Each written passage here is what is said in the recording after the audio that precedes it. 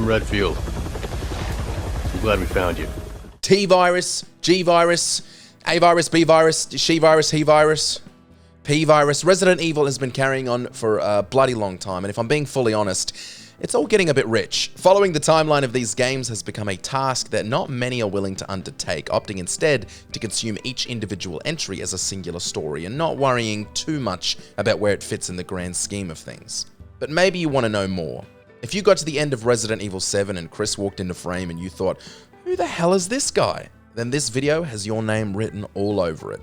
Welcome to MojoPlays, I'm Matt, and this is the complete Resident Evil timeline explained. Before we continue, we publish content all week long, so be sure to subscribe and ring the bell to get notified of our latest videos.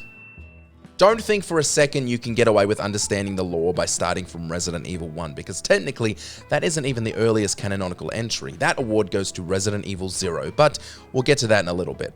The Resident Evil timeline begins long before the events of the games, way back in 1919, where 100 years before she became our antagonist in Resident Evil Village, Mother Miranda lost her daughter to the historically devastating Spanish flu. At the time just a normal woman, Mother Miranda remained in a state of deep grief until she eventually found and was infected by a special fungus known as mold. For something that would change the course of history, it's worth noting that the mold was just hanging out in a cave, just chilling. It's not from Mars or something, it's just there. But this ain't the mold you find beneath a leaky shower. This mold fungus changes its host's genes, turning them into powerful superhumans with regeneration capabilities, plus physical enhancements out the wazoo. Some even gain the power to control other mold-infected individuals. The mold under my kitchen sink, however, just gives me a cough. So that's pretty shit. From there, she made it her mission to use the mold to revive her daughter. The idea was that she could create a superhuman to serve as a vessel for her child to take over. So she started experimenting on the residents of a nearby village. You know, like a crazy person.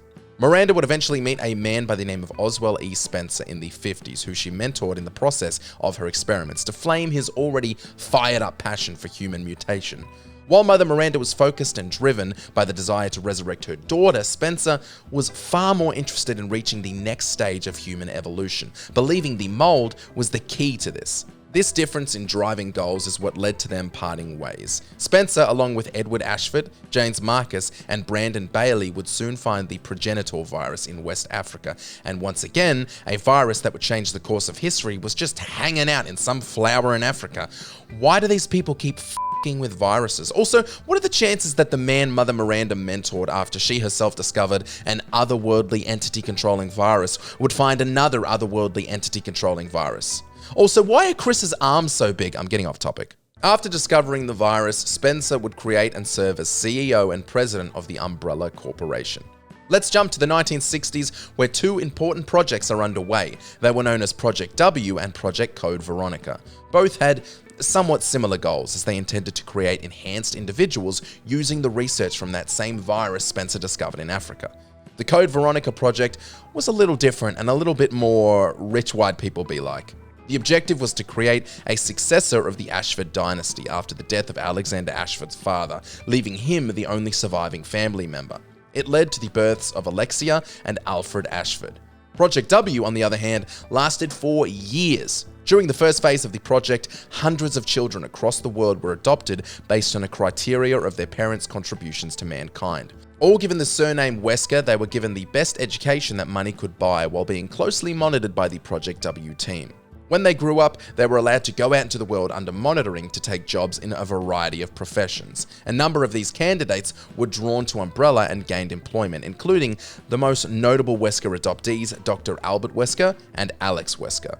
Alex developed a close relationship with Spencer himself and was allowed to know about the project, although Albert was not. In the 1970s, Umbrella finally combined the progenitor virus from West Africa with leech DNA. That's right, regular leech DNA to create the tyrant virus, T-virus. Alert! Alert! This is an important moment in the Resident Evil timeline, as the T-virus is easily the most iconic variant of virus in the game series, and was the first virus we saw in action way back in the first Resident Evil game. But once again, we'll get there. Getting a grasp on the science of Resident Evil is not really worth your time because there are plot holes left, right, and center. The T-virus generally causes its victim to lose their mental capacities, forcing them to feast on nearby creatures. It's your classic zombie virus. However, there are also variants of infected like the infamous Lickers who have different powers. The exact details on how variants form are, let's just say, unclear, so don't worry about it. Look over there, something shiny. In a few rare cases, the victim can even keep some control over their own mind. Who knows why? Maybe they're just sick with it. Sorry. After Spencer betrayed and eventually killed virologist James Marcus, a young Umbrella scientist by the name of William Birkin, important name, and Albert Wesker take the research to the Arklay Mountains. Wesker is also an important name, but I'm now realizing I don't want to do that every time an important name is mentioned. Just pay attention, you slackers. Remember the Ashford kids who were born through the Project Code Veronica? The ones who were created to continue the dynasty of this almost extinct family? Well, one of those kids, Alexia Ashford, would go on to create the T Veronica virus in the 80s to use on her kind of father, Alexander. It went swimmingly and nothing bad happened to anybody ever. Oops, he's been turned into a monster. Yikes. Well, nothing to do now but use it on yourself and go into a deep cryo sleep. Good night, Alexia. Take care. It's worth noting that after living with the T Veronica virus long enough, the infected subject will eventually begin to get their mental faculties back. I don't know if that's totally relevant, but now you know, so you know. Moving on. William Birkin's role in Umbrella became more significant. During that time, he created both the Hunter and the Tyrant, introducing bioorganic weapons, or BOWs, to the universe. Then, he discovered the Golgotha virus, or G-virus strain, and began working on that. The big difference between the T-virus and the G-virus is that the G-virus doesn't make zombies. It mutates victims so heavily that they no longer resemble anything human. It's also regenerative, so expect limbs to grow back. By the way, I recorded that 4 times because I can't say the word regenerative. Regenerative. Admittedly, we did just spend a whole lot of time going over events that came before any of the games, but that was over 100 years of deep and extensive lore compiled into a few minutes, so eat a bag of farts and don't forget to subscribe.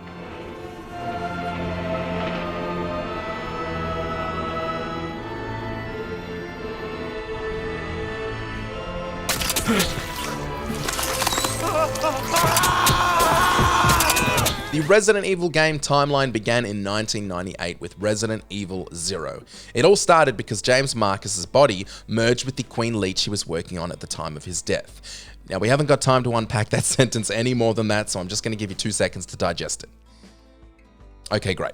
The monster that was created from this merger made one particular attack on a train where it infected all passengers with the T-virus. This train was where we first met Rebecca Chambers, notable member of the STARS Bravo team, STARS being the Special Tactics and Rescue Service. Rebecca was on the train to capture prisoner Billy Cohen, but after the Team Umbrella sent in had all perished and the train had begun moving again, Rebecca and Billy were forced to work together to stop it before it crashed. At the climax of the game, and after ending up in an abandoned Umbrella research facility with the T-virus monsters, they killed what was left of Marcus before escaping the lab, which Wesker then blew up.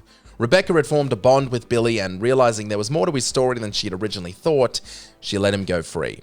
She then made her way towards the Spencer mansion where the first game in the series, Resident Evil 1, was about to take place.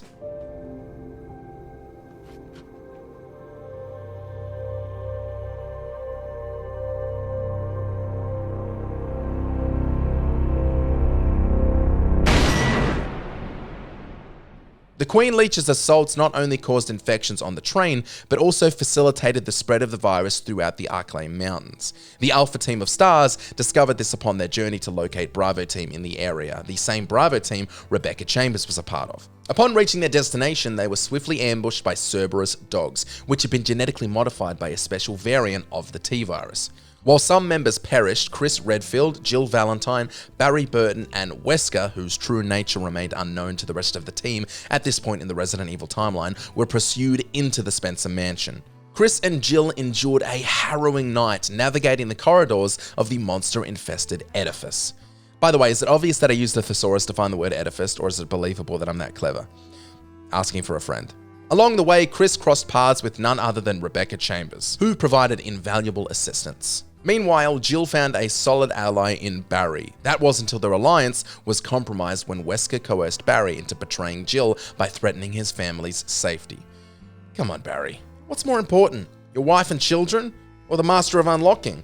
As the game neared its climax, Wesker unleashed a formidable T-Virus tyrant in a desperate bid to eliminate the protagonists. And then, everyone died. The end.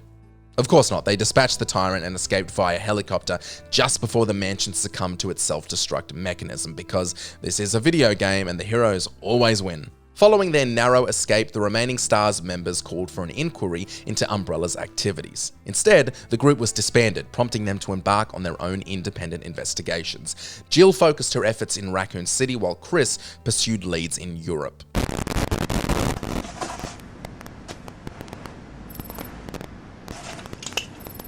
Got eyes on the G-Virus. Not long after the events of Resident Evil 1, Umbrella's relationship with William Birkin deteriorated, prompting the company to seek his removal from the project. Consequently, they dispatched a team led by Hunk to Birkin's lab with the aim of acquiring the G-Virus. However, the operation faced a setback when Birkin brandished a firearm, prompting a member of the Umbrella team to shoot him. Mortally wounded, Birkin injected himself with a sample of the G-Virus, triggering a monstrous transformation and setting off a rampage. In the kerfuffle, vials containing the T-Virus were ruptured, contaminating Raccoon City's water supply after being consumed by rats. I don't know what's worse, that or the fact that I tried to get away with using the word kerfuffle. Hunk emerged as the sole survivor of Umbrella's team, escaping with a small amount of the G-Virus. The resulting outbreak in Raccoon City laid the groundwork for the events of Resident Evil 2 and 3, which unfolded side by side, the second game taking place around the location of the police station and the underground Umbrella research facilities, and Resident Evil 3 taking place across the rest of the city. Jill in Resident Evil 3 found herself in the heart of the unfolding catastrophe, a burning city and zombies all around, but her immediate concern was Nemesis, Umbrella's specialized tyrant dispatched to eliminate the remaining STARS members. Not to be confused with Mr. X from Resident Evil 2, who was also dropped into Raccoon City to recover the G-Virus and eliminate whoever got in his way. Despite her efforts to evade Nemesis alongside Brad Vickers, their escape attempt ended in tragedy with Brad's demise, and what a demise it was. Subsequently, Jill reluctantly collaborated with the Umbrella Biohazard Countermeasure Service, UBCS, to flee the city, only to find themselves relentlessly pursued by Nemesis. Jill's encounters with the creature resulted in infection and incapacitation. Meanwhile, Leon Kennedy in Resident Evil 2, ignoring warnings to steer clear, ventured into Raccoon City for his first day as a member of the Raccoon City Police Department. If there's another man more dedicated to a job he's only just started, I certainly haven't met him. Claire Redfield also arrived in the city, leading to an unexpected partnership between the two as she was searching for her brother Chris. Remember Chris, one of the STARS members from the first game? Claire's path intersected with Sherry Birkin, daughter of William Birkin, who was afflicted with the virus. Claire accepted her own mission to find a cure for Sherry, while Leon encountered the enigmatic Ada Wong, who was also investigating Umbrella. With assistance from Sherry's mother, Claire developed a vaccine for the infected girl, while Leon faced betrayal from Ada, who gave the old Irish goodbye with a sample of the G-Virus. Leon, Claire, and Sherry narrowly escaped the lab before its destruction. Back in the Resident Evil 3 timeline, UBCS member Carlos administered a cure to Jill, enabling her recovery amid the impending government decision to eradicate the outbreak with a nuclear strike. With time running out, Jill and Carlos embarked on a desperate bid for escape and a final showdown with Nemesis, bringing an end to the terror that was Raccoon City. Most of the spin-off games in the series took place between the events of Resident Evil 3 and 4, commencing with Resident Evil Survivor. During this phase in the Resident Evil chronology, the primary protagonists were deeply committed to dismantling Umbrella. Leon dispatched Agent Ark Thompson to Sheena Island, an enclave under the corporation's control. Vincent Goldman, overseeing operations there, orchestrated an outbreak upon learning of Thompson's intrusion, aiming to cause a distraction to conceal his activities. Despite grappling with amnesia, Thompson overcame substantial obstacles, ultimately icing Goldman's tyrant like a birthday cake and rescuing 2 children stranded on the island. Time for Resident Evil Code Veronica. Several months following the Raccoon City incident, Claire embarked on a quest in Europe to locate her brother Chris. Remember Claire and Chris, Resident Evil 1 and 2? Keep up. Captured by Umbrella, she was transported to Rockford Island, overseen by Alfred Ashford, the other of the 2 children who were born to continue the Ashford dynasty we were talking about earlier. I think this is going pretty well so far, don't you? I'm not confused yet. I'm confused. During the game, Alfred would masquerade as his cryo-sleeping sister intermittently. Despite her captivity, Claire found herself entangled in yet another T-virus outbreak. Teaming up with newfound ally Steve Burnside, she attempted a daring escape from the island, albeit intercepted and redirected to an Antarctic outpost. Meanwhile, upon learning of Claire's predicament, Chris journeyed to Rockford Island for her rescue, only to encounter the formidable Albert Wesker, now imbued with superhuman abilities, courtesy of a unique T-virus strain. Although no longer affiliated with Umbrella, Wesker remained a powerful and constantly annoying dick. After thwarting Wesker, Chris proceeded to the Antarctic to aid Claire, and despite their valiant efforts, they were unable to save Steve, who sacrificed himself for Claire's safety. Chris and Claire confronted and killed the resurrected and monstrous Alexia after she awoke from her cryosleep. And finally, we have Resident Evil Dead Aim, which takes place in 2002. Motivated by perceived injustices within the company, former Umbrella operative Morpheus D. Duval raids an Umbrella cruise ship and employs the T-Virus and BOWs to eliminate the crew, subsequently issuing demands to the United States and China. Responding to the crisis, agents from both nations, though initially operating independently, formed an unlikely alliance to neutralize Duval and his monstrous creations. Following a successful mission, the agents escaped before the ship was obliterated in a bombing. This game holds minor weight in the overall timeline, but it was worth mentioning to try and keep the comments chill. Please don't yell at me, I'm just a little boy. Alright, no point warming up to this one, let's jump straight in. In 2004, the daughter of the US President, Ashley Graham, fell into the hands of a mercenary named Jack Krauser, acting on behalf of Osman Sadler, leader of the Spanish cult Los Illuminados. Whew. This group centered around a mind-controlling parasitic organism that latches onto the central nervous system of their hosts, inducing intense suffering. Sound familiar? Well, this wasn't a T-virus or a G-virus, this was Las Plagas, which translates to the pests in English. Once implanted, the parasite alters the host's physiology, enhancing strength and resilience, with some individuals undergoing mutations. Additionally, it renders them susceptible to control by the dominant plaga. Again, sounds familiar. Ashley becomes a host for the parasite, part of a plan to return her to the United States and manipulate influential figures to serve Sadler's agenda, which, if we can take a second here, is one of the most ingenious evil plans I've ever heard of. In response, the president dispatched Leon Kennedy from Resident Evil 2, now working for United States Strategic Command, to retrieve his daughter. Initially tasked with a simple extraction, Leon faced complications due to Ashley's infection and the overwhelming number of infected cult members.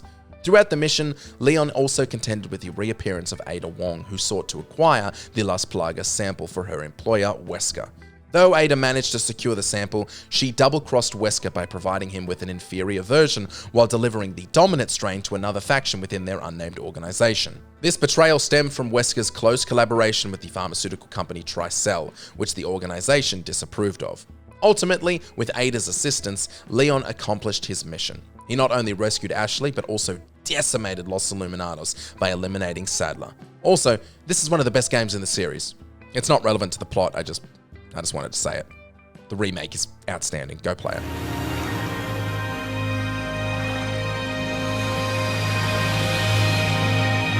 Whoa, you think we're moving on? Nope, we're still in 2004 and we've got a lot to still get through. Alongside the abduction of the president's daughter, a significant event unfolded known as the Terra Grigia Panic. This crisis involved a T-Abyss virus outbreak within the floating city of Terra Grigia, instigated by the terrorist group Veltro. If you're thinking to yourself, this is getting a little bit convoluted, then you're getting why people started to drop off after Resident Evil 4 before its epic comeback with Resident Evil 7. The T-Abyss virus represents a mutated form of the perfected T-virus, the original virus from Resi 1, resulting in the complete reconstruction of infected individuals. Most commonly, victims are transformed into formidable grey ooze monsters, displaying diverse shapes and sizes. Think zombie Play-Doh. The attack on the floating city was orchestrated by Morgan Lansdale, the head of the Federal Bioterrorism Commission, FBC. His objective was to bolster the significance of his organization, utilizing Veltro's involvement to scapegoat them from calamity. During the chaos, TerraSave, a human rights agency, ventured into the city to aid survivors, among whom was a young girl named Natalia. After weeks of turmoil, Lansdale brought an end to the crisis by obliterating the city using a satellite strike. While fragments of the Terra Grigia Panic are witnessed in a flashback during Resident Evil Revelations, the majority of the game unfolds the following year. At this point, Jill and Chris, affiliated with the Bioterrorism Security Assessment Alliance, BSAA, a group worth remembering, embarked on distinct missions. Jill, alongside fellow BSAA member Parker Luciani, boarded the ship Queen Zenobia to locate Chris and his new partner, Jessica Sherowit. Unbeknownst to them, Chris and Jessica were investigating Veltro in a snowy mountain region. Both teams endeavored to rescue one another while uncovering Veltro's motives. Meanwhile, another BSAA unit, consisting of Keith Lumley and Quint Ketchum, delved into the matter. Every single one of these names sounds like they were generated by AI. Just remember Jill and Chris.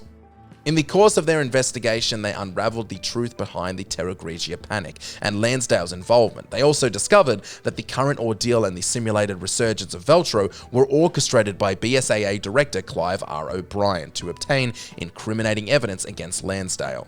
Following the containment of the T-Abyss outbreak, Jill and Chris retrieved the evidence and exposed Lansdale. Meanwhile, Clive R. O'Brien resigned from his position in the BSAA. Subsequently, Jessica received a sample of the T-Abyss virus from her covert associate, Raymond Vester, both operatives working for Tricell at the time. Take a second to breathe, because although that was one of the more dense games we've discussed so far, we can put that aside well and truly for the time being. Let's jump ahead 1 year and see what Chris and Jill are up to. 1 year following their fun little excursion aboard the Queen Zenobia, Chris and Jill received intelligence regarding the whereabouts of Oswell E. Spencer, prompting them to journey to the villain's expansive estate. Upon their arrival, they discovered that the elderly man had already met his demise at the hands of Albert Wesker, who had recently uncovered the truth about his origins and the existence of Project W. I hate to keep saying remember that, but remember that? The project where they adopted a bunch of kids and changed their last name to Wesker? Chris and Jill valiantly attempted to confront the superpowered antagonist, albeit proving to be exceptionally outmatched. Ultimately, Jill made an epic move, tackling Wesker out of a window. Initially presumed deceased from the fall, unbeknownst to Chris and the rest of the BSAA, Jill survived. Meanwhile, Wesker also survived and transported Jill to Tricell to serve as a subject for experimentation. I don't think I need to tell you guys this, but that sucks balls for Jill. Ball-sucking aside, Jill's innate resistance to the T-virus rendered her unsuitable for mutation, prompting Wesker to instead manipulate her into becoming his pawn. Several years later, a catastrophic outbreak erupted in a region of West Africa, orchestrated by Wesker and Tricell. Leveraging the plagas obtained from Ada Wong in Spain during Resident Evil 4 and resources acquired from Krauser's remains, they developed new viruses responsible for infecting the populace of West Africa. In the main events of the game, Chris Redfield embarks on a mission to investigate the unfolding crisis. Teaming up with local BSA agent Shiva, they soon realize the gravity of the situation as they encounter relentless assaults from mutated locals. Their mission grew even more perilous upon learning of the Ouroboros virus, a creation of Wesker's, posing a greater threat than the Plagas. Wesker, much like a Camp Bond villain, intended to unleash this new virus globally via missiles, which is pretty extra even for him. The Ouroboros virus, upon infecting its host, induces a transformation into a colossal, slime-like biomatter entity imbued with formidable regenerative abilities and strength. Sound familiar? How many times are we going to go through this shit? Chris and Shiva emerged as humanity's last hope against Wesker's ploy. Along the way, they confronted numerous Ouroboros monstrosities and encountered a brainwashed Jill. Fortunately, they succeeded in freeing Jill from Wesker's control, and the duo thwarted Wesker's schemes, prompting the villain to resort to desperate measures by intentionally infecting himself with Ouroboros. However, this did not render him invincible as he had hoped. Chris and Shiva managed to vanquish the villain once and for all using RPGs, and obviously it was kinda epic. The game is silly at times, but I'm happy to mess around with RPGs.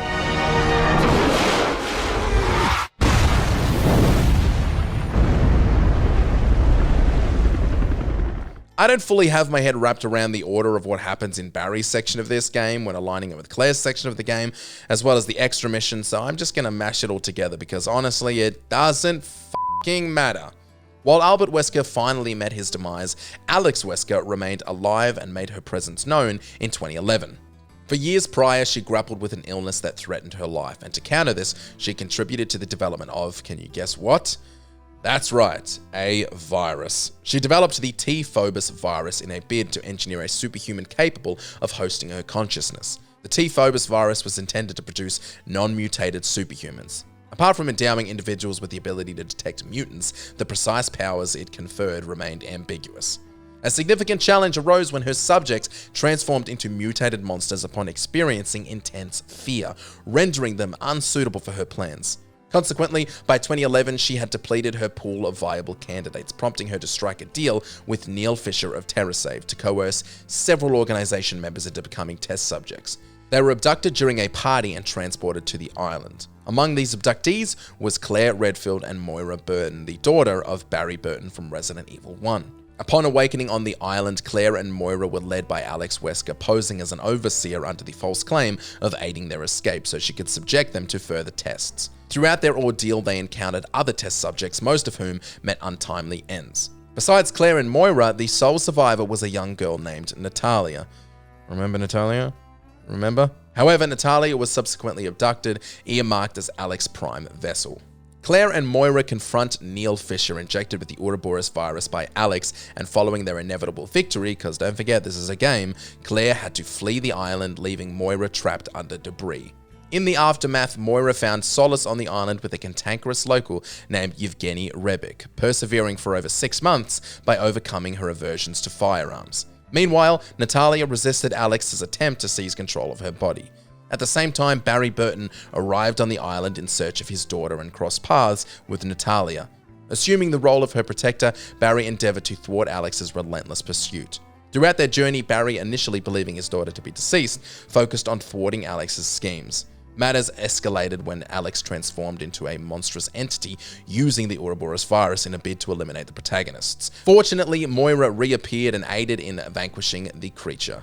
Subsequently, Claire arrived via helicopter to lend assistance, ultimately delivering the fatal blow to Alex using a rocket launcher, not unlike her brother in Resident Evil 5.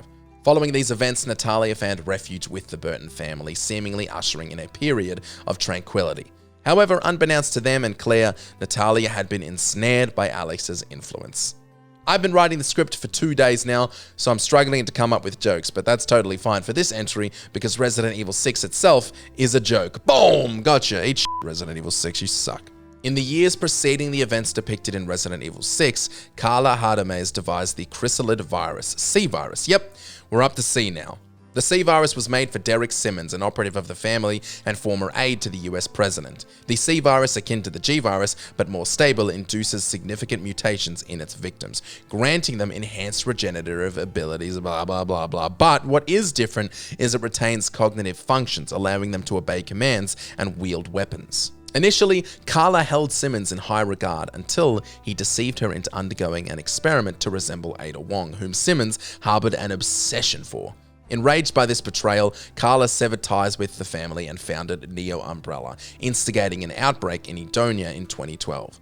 Now we reach the actual events of Resident Evil 6. Sherry Birkin, now an agent of the Division of Security Operations, rendezvous with Albert Wesker's son, Jake Muller. Jake's unique blood inherited from his father holds potential for a C virus antidote. Their meeting is abruptly interrupted by the Ustanak, a formidable creature, leading to their capture by Neo Umbrella and transportation to China. Simultaneously, Chris Redfield and his team are in Edonia, endeavoring to contain the outbreak. Encountering Carla, misidentified as Ada Wong, they fall into her trap, resulting in heavy casualties among Chris's allies. A year later, Simmons covertly infects the US president, sparking an outbreak in Tall Oaks to suppress any disclosure of government involvement in the Raccoon City incident. Leon Kennedy, president in Tall Oaks, survives and resolves to thwart Simmons. Pierce Nivens shakes Chris from his despondency, rallying him to combat the global bioterrorist threat.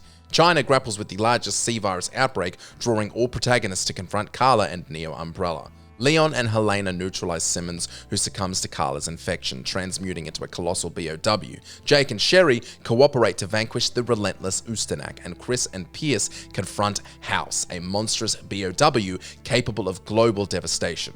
Pierce sacrifices himself, injecting the C virus to destroy House and halt the threat. Ada Wong confronts Carla, terminating her and dismantling her research. With the villains vanquished, a vaccine is developed utilizing Jake's blood to quell the C virus outbreaks. This game is wild and I'm done talking about it.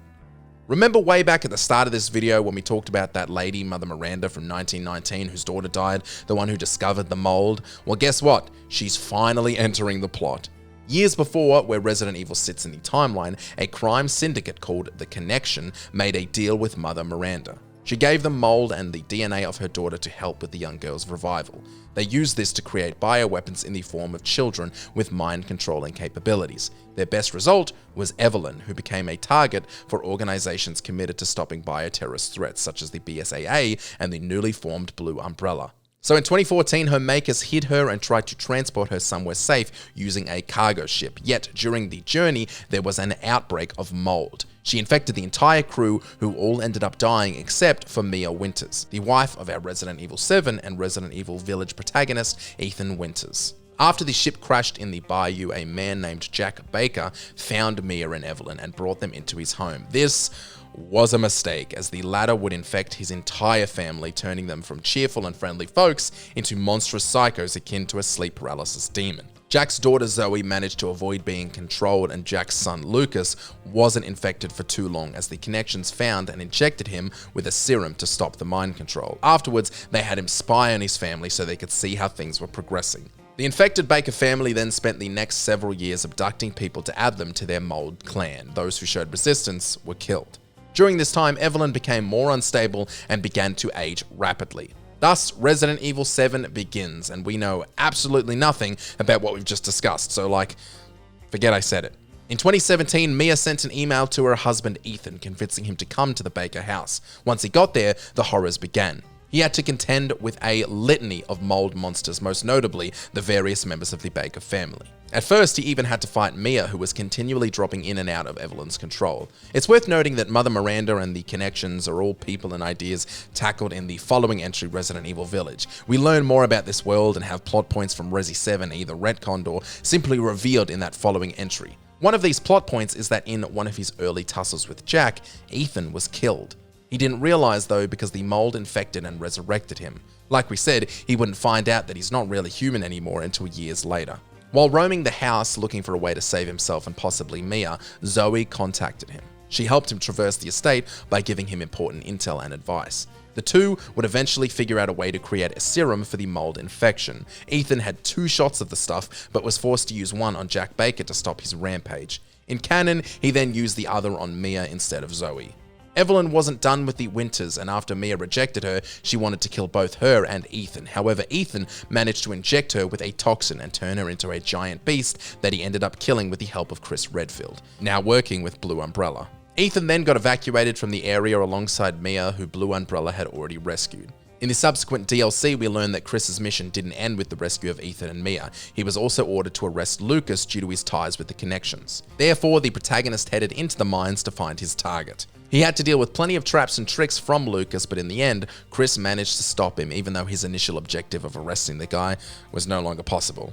In another DLC, we see Joe Baker, another member of the Baker family that remained uninfected, who was living nearby and had no idea what had happened. When he discovers the situation, he fought through the remaining mold monsters to find his niece Zoe and became determined to save her. And he got the chance, as Umbrella had created a treatment for the infection, although getting the full dose and administering it became tricky because his brother Jack Baker, still somehow kicking, tried to stop him. In the end, Joe managed to put him out of his misery and save Zoe.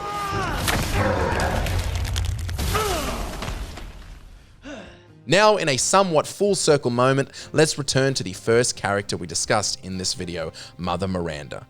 Despite conducting extensive tests over the years, she had yet to discover the perfect vessel for her daughter by 2021. Her experiments resulted in a plethora of untamed creatures known as lichens. Additionally, she had a select few mutants with remarkable capabilities: Alcina Demetrescu, Donna Beneviento, Salvatore Moro, and Carl Heisenberg, all of which I've definitely pronounced wrong. While possessing special abilities and superhuman traits, these mutants did not meet Miranda's criteria for her daughter's vessel. Consequently, Miranda appointed them as her lieutenants. Miranda eventually identified a suitable candidate in Rosemary Winters, the daughter of Ethan and Mia. Given Ethan's connection to mold and Mia's history with the substance, Miranda recognized the potential of the infant as an ideal vessel. Upon learning the whereabouts of the Winters family through an alleged BSAA leak, Miranda abducted Mia and placed her in a village under her control. She then assumed Mia's identity using her DNA, infiltrating the Winters residence to reach Rose. Resident Evil Village begins at this point with Ethan, who was at the time deceived by Miranda's Mia disguise. Chris Redfield and his elite BSAA task force Hound Wolf squad were vigilant of the situation, so they eliminated the imposter Mia and attempted to secure Rose's safety. However, Miranda, impervious to conventional weaponry, managed to abduct Rose regardless. Also, we don't know that Mia isn't really Mia, so for the majority of the game, we're under the belief that Chris just killed Ethan's wife. Driven by the desire to rescue his daughter, Ethan embarked on a relentless pursuit of Rose across Miranda's village and surrounding areas. Along the way, he confronted numerous Lycans and the 4 lieutenants. After eliminating them, Ethan confronted Miranda, who fatally wounded him to retrieve Rose. Believing Ethan to be deceased, Chris led Hound Wolf squad in combat against Miranda's mold-infected army. They also had to contend with the other BSAA forces, unwittingly transformed into BOWs. Chris's loss of faith in the organization stemmed from actions such as creating mutant soldiers. Following intense battles, Chris planted explosives to destroy the village and rescue the real Mia.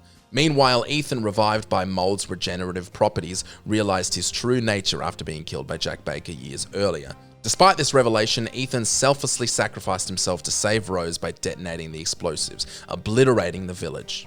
In the latest canonical entry in this series, and 16 years after Resident Evil Village, Rose, now a teenager, struggled with her inherent powers, which isolated her from her peers. To liberate herself, she delved into the consciousness of the Megamycete, the core of the mold fungus. While within, she sought a means to relinquish her powers. However, she encountered remnants of Miranda, posing a lingering threat. Rose recognized the necessity of her abilities to vanquish her old adversary. Upon defeating Miranda, Rose reconsidered discarding her powers and departed from the Megamycete. Subsequently, she visited her father's grave, reflecting on her journey. Also, this game made me cry like 8 times, so there's that. Did you enjoy this video? Check out these other clips from MojoPlays and be sure to subscribe and ring the bell to be notified of our latest videos.